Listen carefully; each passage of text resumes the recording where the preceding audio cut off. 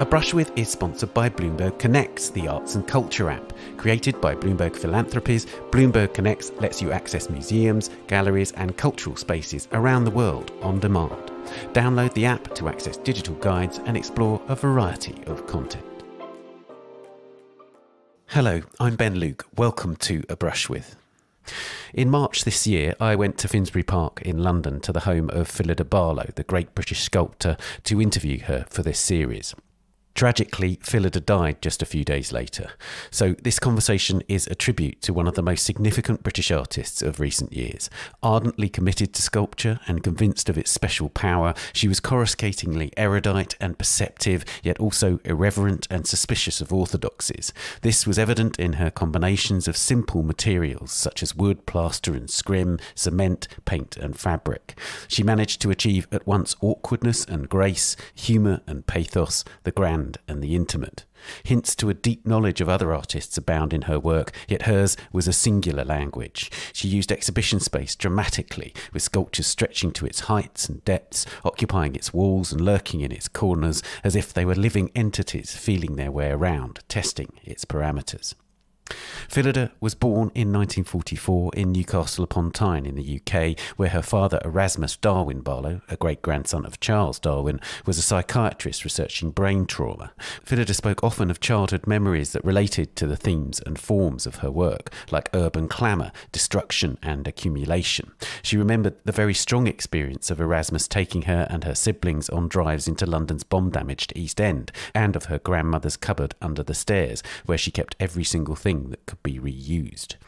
From 1962, Phyllida studied at the Chelsea School of Art. From Chelsea, she went on to the Slade School of Fine Art. Her tutors could be supportive, like George Fullard and Elizabeth Frink, or shockingly dismissive, like Reg Butler, who told her, "I'm not that interested because by the time you're 30, you'll be having babies and making jam." But she remembers, as you'll hear, extraordinarily strong ideas of what sculpture should or shouldn't be at that time. So a youthful anarchy, as she described it, led her to embrace emerging tendencies in Britain and especially in Europe and America.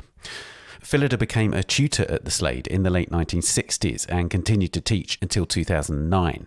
Between the 1960s and the 2000s, presentations of her work were often self-generated in an abandoned attic, a school playground, a disused office, an old stocking factory, even thrown into the Thames. She began to show her work more in the 2000s before she retired from teaching, but big success occurred once she became a full-time artist in 2009. A show at Studio Voltaire in South London in 2010 was followed the same year by a brilliantly conceived pairing at the Serpentine Gallery with the Iranian-born sculptor Neri Bagramian. Neri had written in Art Forum magazine the previous year of an epiphanic visit to Phyllida's home, where she saw what she described as rough and provisionally taped together structures. She said it was as if reality could not yet accommodate these still malleable ideas. A huge shift in Phyllida's life and career came when the gallery Hauser and Wirth started to represent her around the same time. Her first show with the gallery was in 2011 in a space it had at the time in an Edwin Lutyens designed former bank in Piccadilly, London. It was a magnificent exposition of Phyllida's engagement with space, with towering blocks on stilts in the principal room, anthropomorphic hoops huddled in a downstairs lobby, and pom-poms in the attic. Though she continued to make small works and marvellous drawings, she was able to be increasingly ambitious in terms of size. An imaginative engagement with the environment and people around her was key. Her sculptures absorbed the flukes and chances of how things encounter each other physically in the world, and were metaphors for experiences rather than similes, she said. She wanted her work to be itself, to stubbornly refuse to be like anything else. This was evident in an extraordinary series of works made in the 2010s. From Tip in 2013, a forest of cement, timber, steel mesh and fabrics that flowed out from the Carnegie Museum of Art in Pittsburgh, to Doc, her show cramming into the Duveen Galleries at Tate Britain in 2014, and perhaps most notably her 2017 work, Folly, filling seemingly every inch of the British Pavilion at the Venice Biennale. In each case, she took on loaded spaces, the ghosts of artists past at the Carnegie and Tate, and the National Pavilion of Britain in the year after the Brexit vote, an event that appalled her, with characteristic boldness and risk. Folly was the zenith of Phyllida's total environments, after which she wanted to focus more on what she called the single object. But shows at the Royal Academy in London in 2019 and the Haus der Kunst in Munich in 2021, among others, showed that her commitment to imposingness and irreverence remained unwavering. She wanted her sculptures to have an awkwardness, even an ugliness, but also to have compassion, and it's avowedly generous, empowering her viewer. She saw the encounter of audience and sculpture as a meeting. We're forced to walk around her works and look into or up to them, which she saw as a performative act rather than a passive one. This connection with space and time is one of the crucial elements of the work, and I began our conversation by asking her about an unattributed quote that she once approvingly mentioned to me, namely that space never moves but time does. Why did she find that a compelling statement? I think space is malleable. It's a material. It's not just an empty vacuum. And I suppose for me, sculpture, whatever sculpture is, I think it isn't just the object. I think it's a sentient physicality of something that replaces us with its own physicality. And therefore it's immediately problematic. But space to me is as dense and as thick and as sentient as materials, whereas time is something, for me, to do with process and to do with memory, to do with remembering and forgetting as much as it is to do with a clock ticking. In fact, possibly has very little to do with a clock ticking. It's interesting in relation to your Venice Biennale show, because I know that while you made that show, there was lots of performance going on around you. And I remember you saying that it was really interesting to you how, for you, the audience that greeted your work were the kind of performers rather than the performance coming to them and them being quite static in the performance works. And that struck me as, again, a really kind of important idea within your work. Yes, and I think the idea of sculpture as having some kind of sort of human opposition. I don't know how to put it quite, but does sculpture, or does the physical object, like theatre in a way, stand almost in opposition to our own flesh and blood live curiosity, and placing an object there that might have associations. It might be like an arch or a tower or a chair or something, but it isn't that. It is something that's taking up the space that you might want to occupy, and that this experience of meeting these physical things, which then have to be walked around or looked into or up to, I think is a performative act and not a passive act. I just sometimes wonder just how visual sculpture is, you know, that may, yes, it's all there to be seen and looked at, but is it something to do with the remains of that remain with the viewer? You know, what do they remember about Rodin's Kiss? You know, is it just the perfect view of it? Or is there something else that they remember that is not so visual, but a collection of sort of sentient guesses in a way? Whereas I think perhaps even with painting, I think there's a lot of physical engagement. I think the way people look at paintings absolutely fascinates me. You stand at sort of roughly 2 meters away or 3, then you walk up to it, and then you maybe kind of walk sideways, so you're almost reading it. But the language of sculpture, I would call it, it requires another aspect of our sentient selves, our intellect, our psychology, etc., which I don't think is 100% visual. I would say painting is, and then maybe the residues of what remain with painting can transform into something else. But I think sculpture is, or the sculptural language is difficult to pin down. And you make it extra difficult to pin down when you engage with the space, don't you? Because I'm really conscious when I see your works that I'm stretching my body into all sorts of positions that I might not ordinarily, even with other kinds of sculpture. So it's that craning the neck up to make sure that I'm looking up right to the top of the sculpture. Sometimes it's crouching down, looking underneath it. You want to encourage a kind of genuinely three-dimensional experience, and perhaps even more, Yes. And I think if somebody said to me, and what's that about? It's complicated to answer that. I haven't got a ready narrative as to what my work's about. I know about the acts that are needed to make these works and the desire that the works provoke for me, which is to make physical things clamber and climb and go to parts of the space that aren't usually necessarily used as a visual presentation.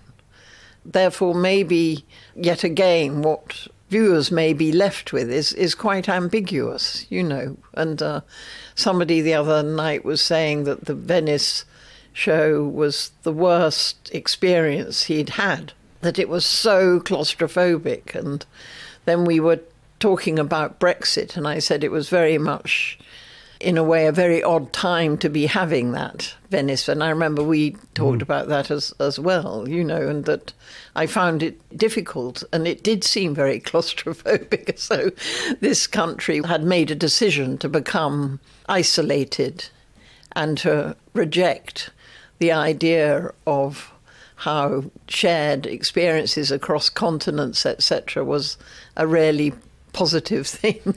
It seemed to be pulling up the drawbridges, and it seems scary, and I think that hasn't gone away, quite honestly. Right. But so I think there are emotive words that I would associate with what I do, rather than it being a pinned down subject.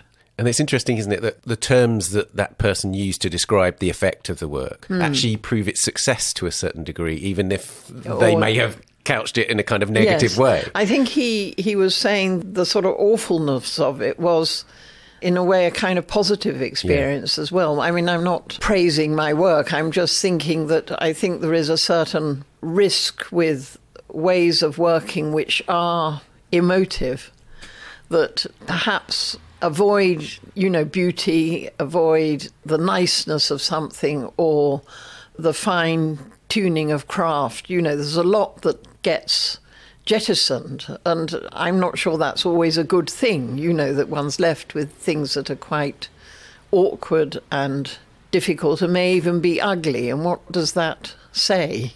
And the hope, as the artist speaking, is that perhaps, being an alive artist, contemporary artist, we're kind of giving evidence of what it is to be alive now, and therefore things are often to do with the friction between an aesthetic charm and the sheer brutality of the times that we might be living in.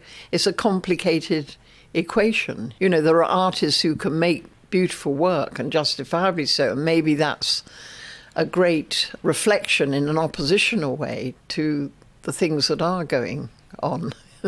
What I love about that is, on the one hand, there is a sort of sense in which you can address Brexit in a kind of oblique way, or perhaps a more direct way even than that, but you can address these kind of larger themes through kind of an abstract-ish language. But at the same time, you can deal with a kind of everyday brutalities to a certain degree. And it is things like paving stones sticking up. It's, barriers in streets and so on. It really is that sort of basic, you're walking through the street and acknowledging what's around you and thinking about its sculptural significance or how it could be made into some form of sculptural form. Yes, I think the everyday does fascinate me. But I think also that through the process of making, a translation happens where the everyday becomes absurd because it's been made out of absurd materials that don't stand up to everyday use. So gradually the everydayness, the familiarity of it gets eroded through the process of production, a bit like photocopying something over and over again. So it gradually fades and something else replaces that. That's really interesting. And I think one of the ways that that's really manifested in the work is through colour, in the sense that you have often said that you draw colour from what you see around you. It's almost ready-made colour, yes, to a certain exactly. degree. That's a very good way of describing it. But it gets transformed through the work still, doesn't it? Yes, I mean, colour, when did I start? Probably in 1962 or something, started using colour, and that was very much in relationship to what was going on at that time. It was coming up to the shows at the Whitechapel of that time, called the New Generation shows. And, you know, young artists in art schools were seeing this work beginning to flourish in art schools, you know, and coming from all sorts of corners of the world, actually, you know, even though sometimes we weren't seeing the actual physical things. The journals were beginning to show these things, and it was a thrill that surface could be something that could either be impregnated like resin. All the resin could be red or yellow resin, but it could also be spray painted like cars. So there were two quite distinct ways of using colour, and I think I became fascinated in the idea of what colour actually does to the surface underneath it, you know, the resin surface under, if it's applied, you know, and how does that affect what you might see first, whether it's the blueness or the shape. I think that then led into all kinds of experiments with actually being very painterly on the sculptures and themselves over the years. And I love the fact that there's also a way that you use colour to accentuate certain elements of making. So, for instance, there might be joins between particular parts of the sculpture that will then be spray painted or painted, almost to say, look how I've made this. And yet there's that sort of acknowledgement, the self-evident materiality of what you've done, and yet somehow it's transportive through that sort of gesture, if you like. Yes, I think for me, making has always been difficult. You know, I've not been a natural maker, but I've loved it. And I think the emphasis on the well-made, just beginning to realise that to me was so tedious and boring. I didn't have it in me to be a craftsperson. Therefore, there was a way of maybe saying these are almost like wounds.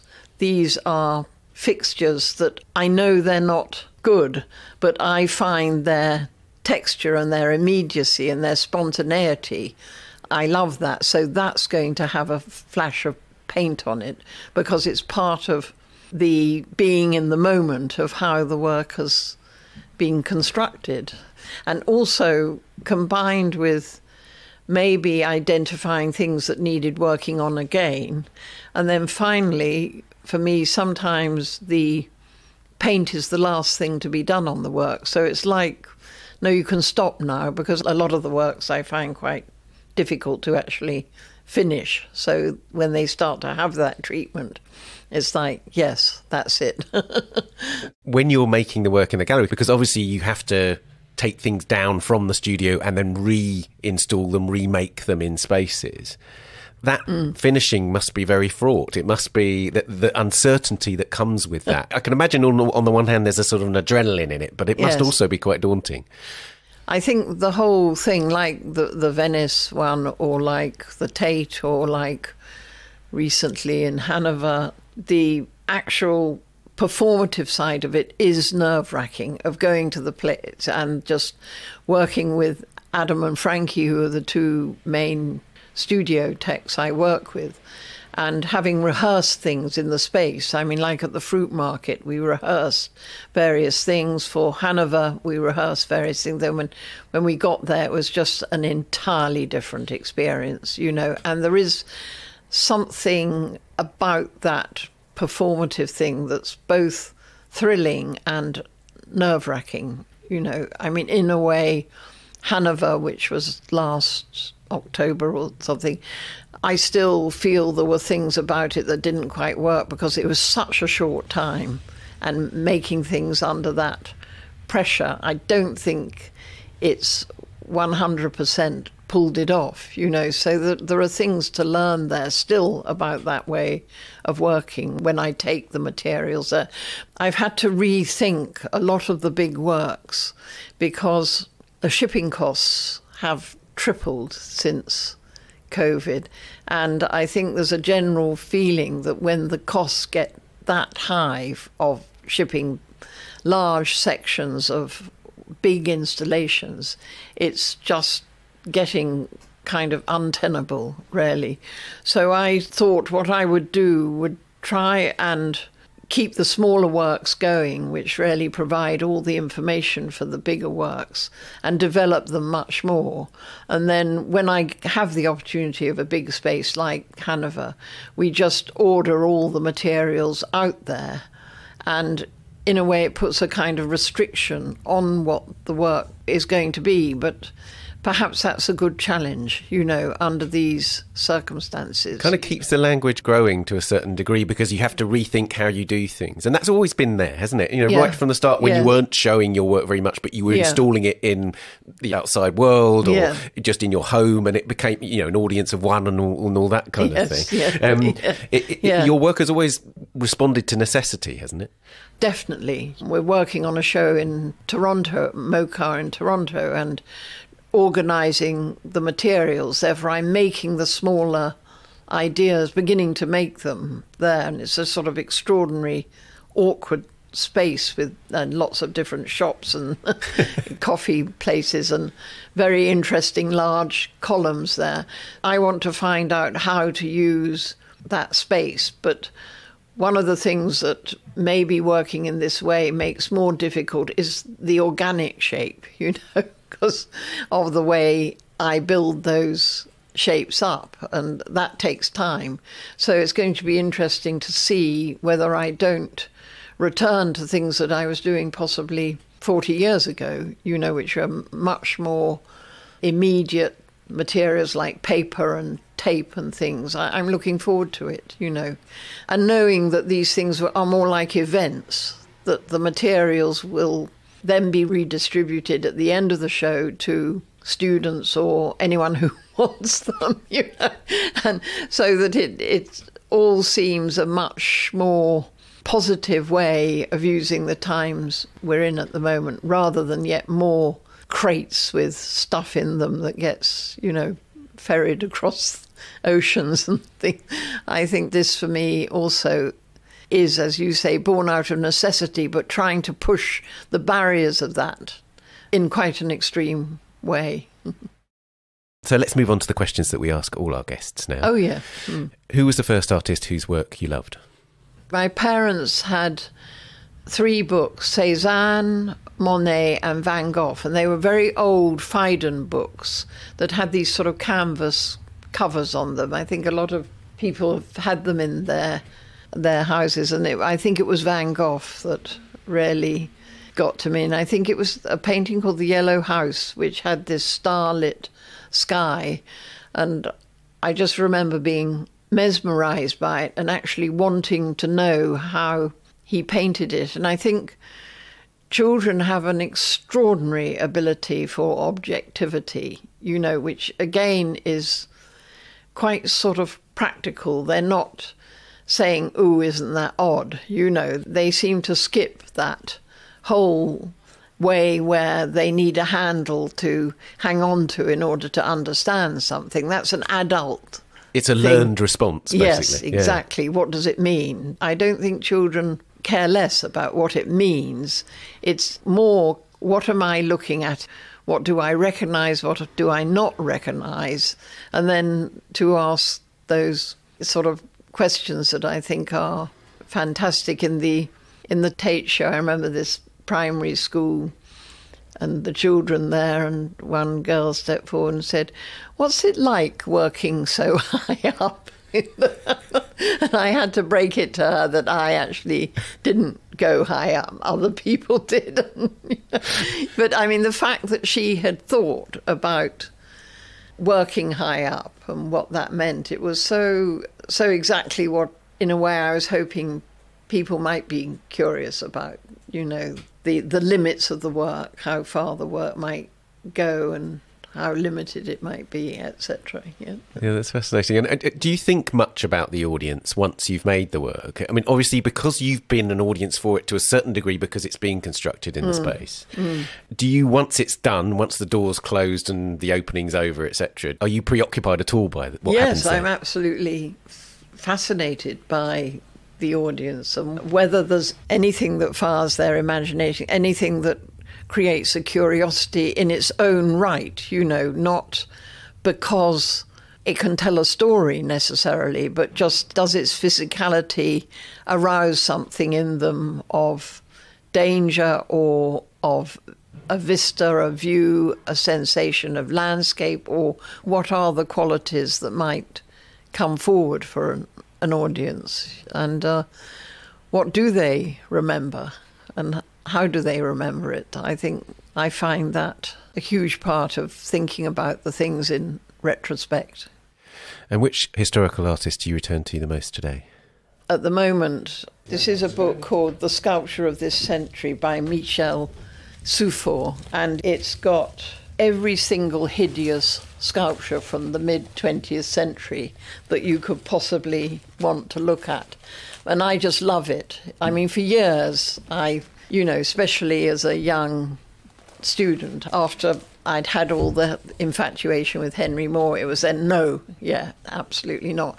And then I think with the sort of rise of Duchamp's legacy, I would say being the sort of triumphant winner of the 20th century visual arts race. Yes, brilliant, but I think how he's become processed is really through a kind of intellectualization and theoretical intellectualization of his work, which has been like perfect fodder for PhD culture and for academic thinking. I think the description in Calvin Tompkins' book on Duchamp of Pierre Matisse taking down Eton Donné from his flat and taking the wall off, and there was just this mass of string and bits of cardboard stuck together with tape, and it's such a brilliant revelation about Duchamp that come hell or high water, he would physically make this act of spying through the hole. The dirty side of making is the sort of winning streak for me, and I think Duchamp was actually a cack-handed maker. When you see the models of the urinal, the fountain, they're absolutely wonderful. There's a papier-mâché one, and you realise that he had this incredible tactile curiosity that seems to get overlooked. I mean, that essay of his called The Creative Act, where he describes, the refining of molasses to become sugar, that kind of transmutation. But it's something that I feel the kind of deconstruction, semiotic, linguistic side of art has become incredibly dominant as a gene. I would say even in a lot of the kind of identity politics that we have now, all of which is extremely necessary and has really turned the soil over and given remarkable new art histories on every level, I think that in combination with Duchamp, to me, is a very specific mindset, and the one where the language of making, or the sentient language of ourselves, I think, hasn't had the same kind of intellectual backing. I mean, I may be wrong because maybe I haven't read enough art theory. It's just something I sense, and I think artists like myself who work with sentient responses or work with very quick acts of making, and also importantly for me, they work with approximation. I think we need to stand up and make our opinions more articulate on that front, because I think there's an equalising process that needs to go on. Sounds very evangelical, and I don't mean it in that way, but I think there can be hierarchies in art, I think, that grow up, and become quite substantial. It's interesting with the book that you're talking about, that idea of these makers, these mid-century kind of titans who have fallen away. So, I mean, it must obviously have a connection with, when you were at Chelsea and the Slade. Yeah. You were surrounded by many of these people who were probably in that book, aren't they? Yes. And then my total rejection of them. But when I started to think about this issue of invented form, what is it?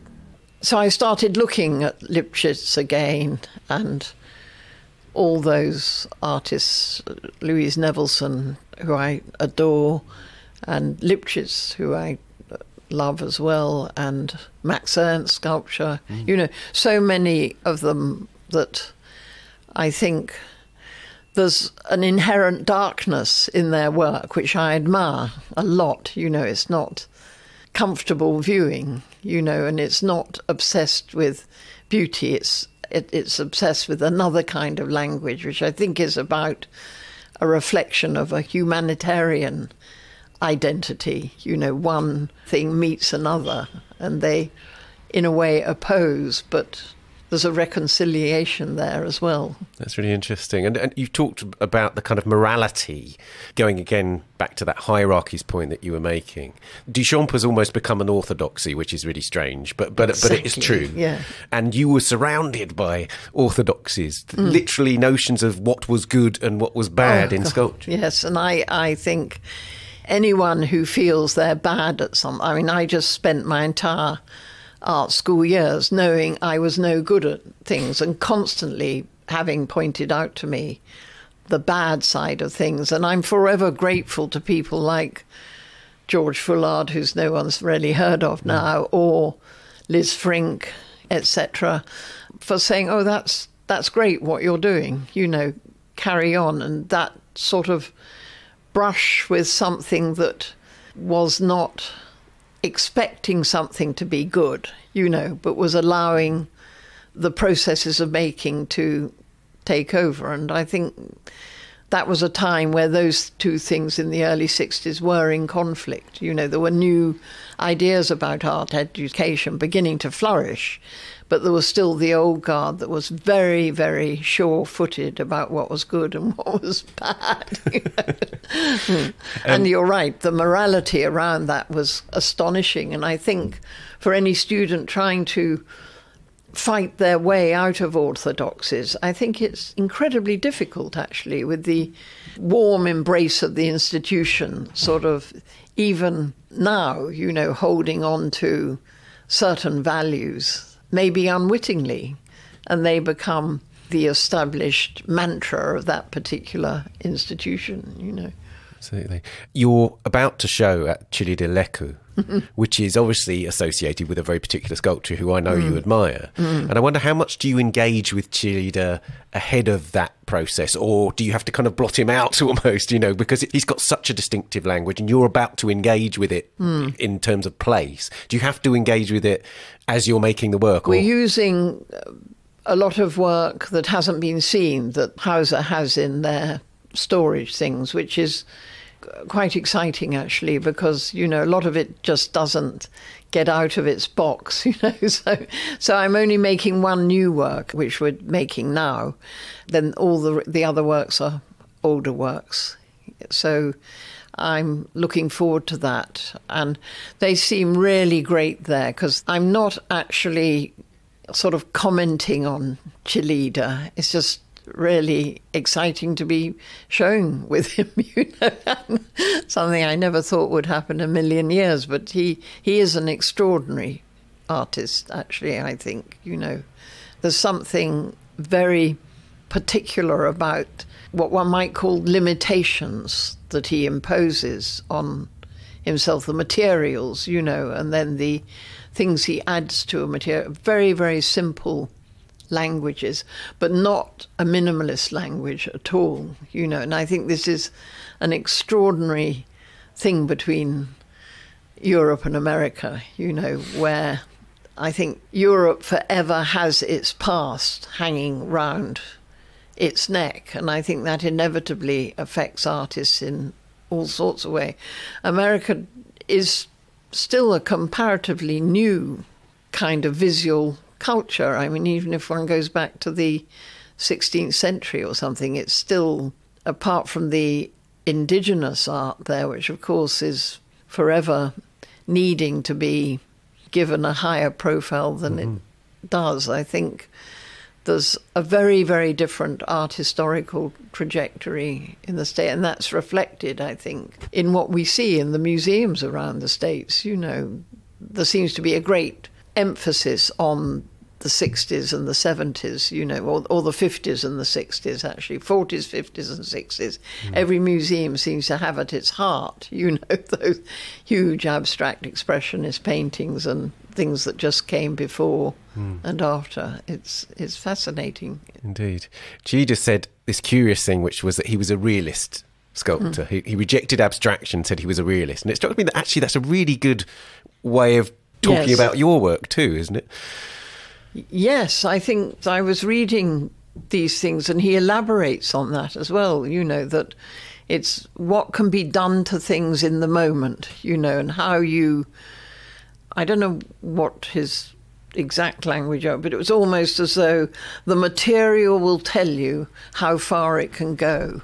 You know, you don't need to impose a kind of terrifying regime on these things. And I think I can totally empathise with that I'm not particularly interested in materials. I'm not going to go to some remote factory and look at the latest way a plastic can be used. I think I admire people who do that. I think it's sort of fantastic, and it certainly gives a whole new language to making a materiality. But I think I just want a material that I'm familiar with that will do the job that I think I want it to do. I suppose it's a kind of impatience as much as anything else.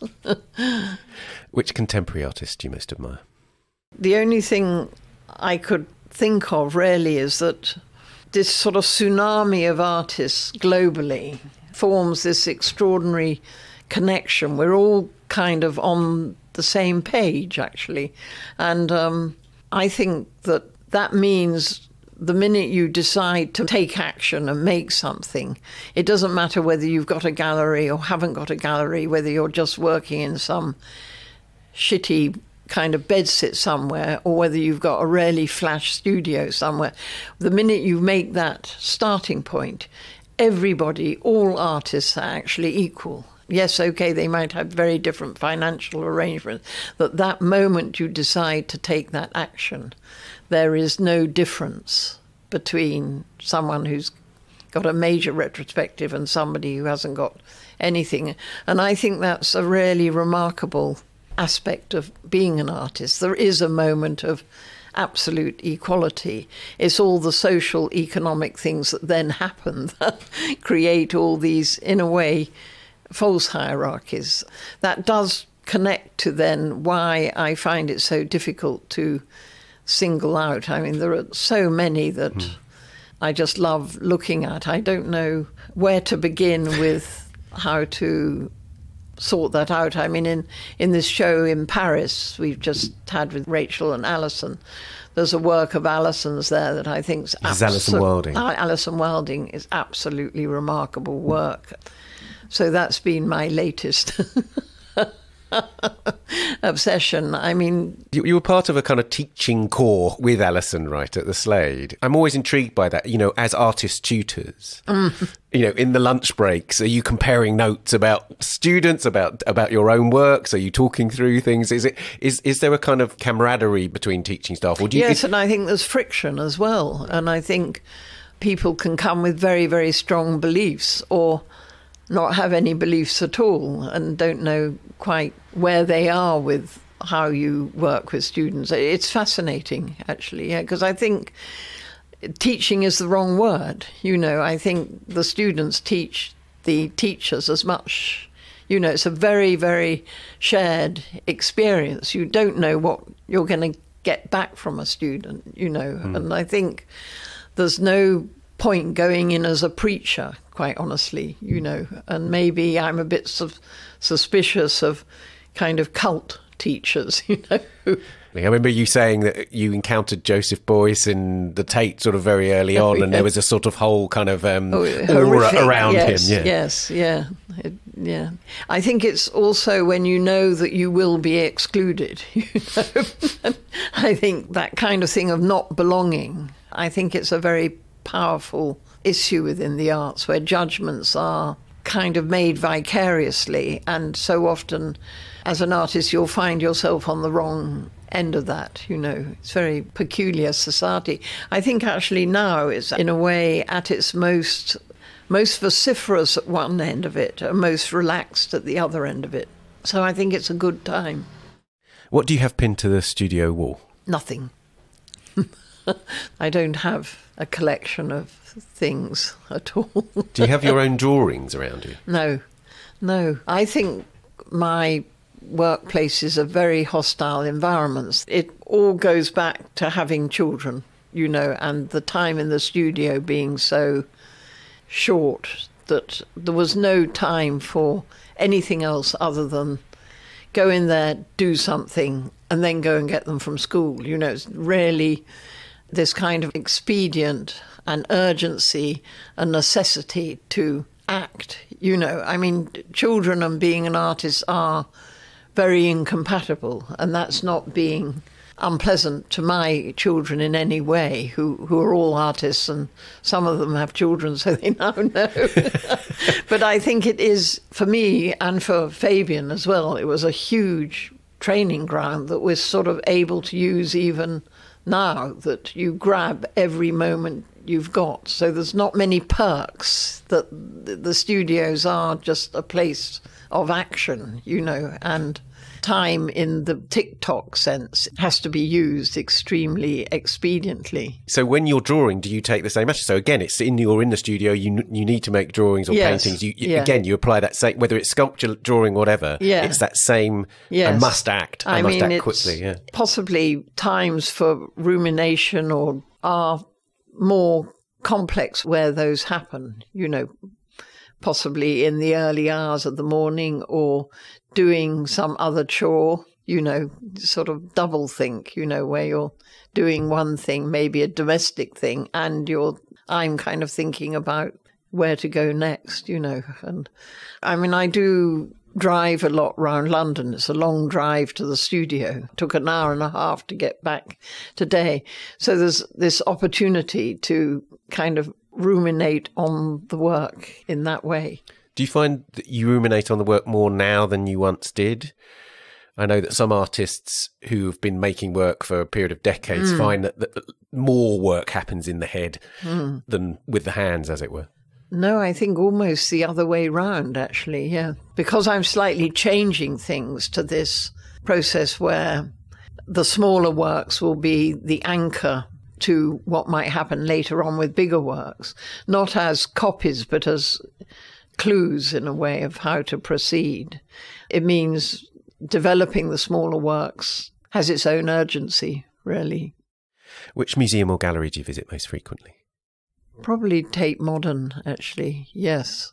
I think their collection is fantastic, actually, you know. It is. And you showed there recently, of course. There was an artist's rooms display. Yes, yeah. And it was a great display, I thought. And one of the things that really struck me was the way that you used that space and the opportunity to have quite severe lighting to project these fantastic shadows. And I wondered about shadows and your work, because you draw shadows. When you draw forms, you draw shadows to them very often. And about the role of shadow as a material almost. Yes.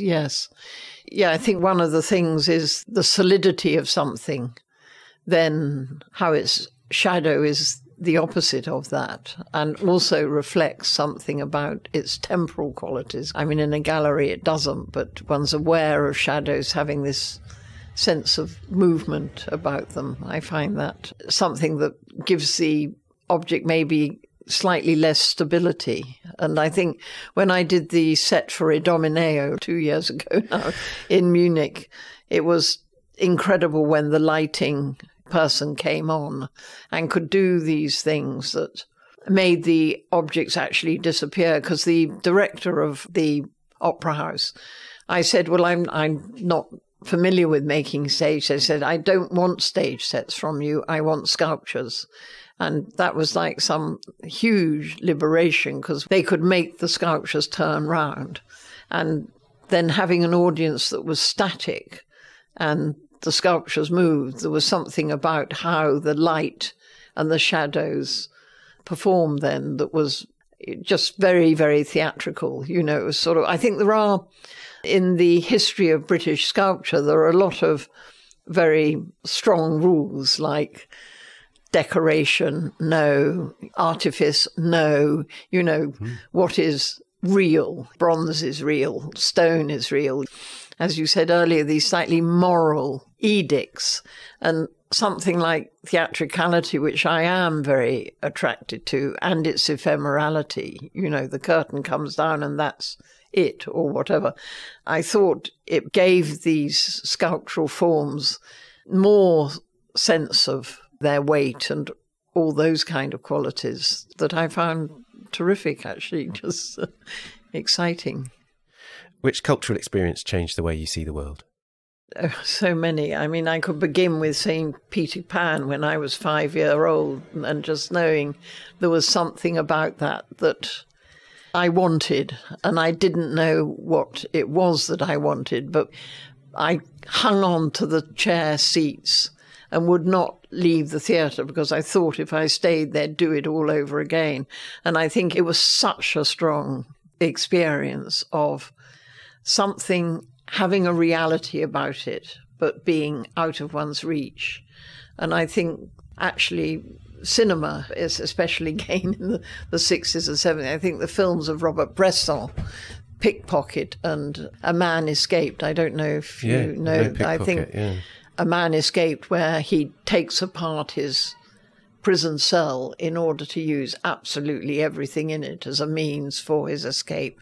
I think when I saw that way back, it was like an epiphany that you could use that claustrophobic, incredibly limited experience of being, and threat. You know, he didn't know whether he was going to be shot the next day. The combination of so many things, the sound outside, the sound of the trains going past, everything having this incredible significance that was taking his mind beyond his present circumstances, and then making the rope out of the mattress. I mean, it just was like such a grand metaphor of an artist who is kind of trapped by their own desire to be creative, but also somehow frustratingly limited by it as well. I think that was a huge epiphany. And there are so many, it's difficult, but I think cinema of that time was a massive visionary experience. The interesting thing hearing you talking about that is this idea that I always feel when I'm looking at your work about the physical manifestation of the work leading to an imaginative space. And that idea that the imagination of touch, it seems to me, is hugely important in your work. That I don't know if I actually want to reach out and touch it, but I have a sense of how it would feel to touch it. And I think that's a really interesting space in which the sculptures exist, I guess. And I think touch is psychologically right, you know, everything from repulsion to huge desire. It's a very restless sentience, you know, and I think also the movement of a body with a totally still, silent, dumb body. I think there's something about that that's sort of absurd in a way. You know, it isn't a Bernini that's actually telling an amazing story that possibly has more to do with theatre and possibly even film and picture making than what I would consider sculpture to be, you know, that I think is like the weather or temperature or all sorts of qualities of our daily lives that don't take an object form. And I think it's wonderful what you say about touch, because I think that is an invisible language that goes on between a viewer and a thing, you know. Which writers or poets do you return to the most? I think one of the greatest books I know is The Idiot by Dostoyevsky. God, everything I say sounds so like sort of smug cultural. Not at all. I haven't got anything excitingly new that I can say, but I think the way Dostoyevsky, it's almost like how long is a piece of string? You have no idea where you're being taken and how the characters unfold, and you just sense his observation is so almost clinical. It's almost surgical, and it's absolutely even-handed, whether it's a child, an animal, or, you know, a grown-up or adult or anything. There's something about the way he places the character there, so you have to work out what it is about this person, and almost as though there isn't a story. You know, it's just about who we are now, you know, and being led by the hand, and then perhaps rather sort of abandoned to work out what on earth is going on. I think it's amazing stuff. Obviously, I've only read it in translation, so I have no idea what. That's often the thing, isn't it? What must it feel like to read the original words of the artist? Exactly, yeah. Well, we went to the Prado and I saw the Las Meninas for the first time, the original. I don't know, have you seen it? Yes.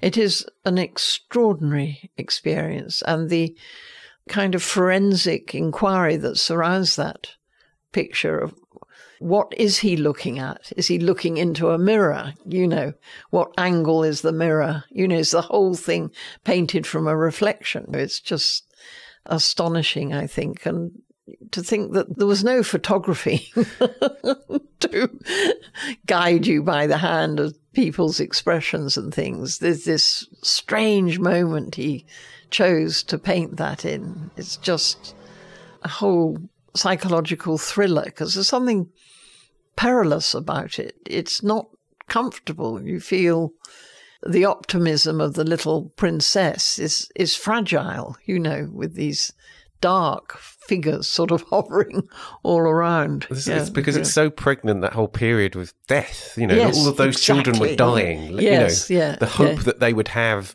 time and again that an infante or an infanta would live, and they would die. And so it feels weighty morbid, like that, doesn't it? Yes, absolutely. And the space is claustrophobic because it's so indiscernible in some way. Yeah. That a work could be that poured over, that discussed. Foucault literally wrote a book about it, you know, and yet remained a mystery. Yes. Yeah, we tried to work it out afterwards, and we set it all up. And yes, I mean, we won't go into it now, but I reckon it's a mirror at an angle that cuts. Yeah. Etc. Etc. You ought to write something about it. What music or other audio do you listen to while you're working?